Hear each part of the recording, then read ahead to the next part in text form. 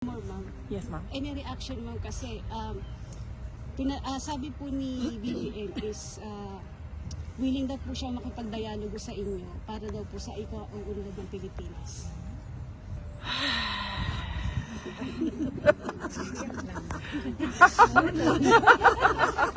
Mura to. Okay. Ano niya? May iba pa bang question, guys? Sige, go ahead. Ma'am, ano pong masasabi niyo kay Sandro Marcos na siya yung tinabunan pork barricade? Oo.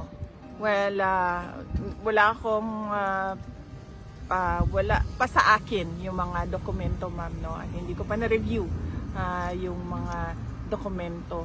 So, hindi muna ako mag-comment sa ganyan. Pero ang pwede ko pong i-comment ay madami talagang mga insertions.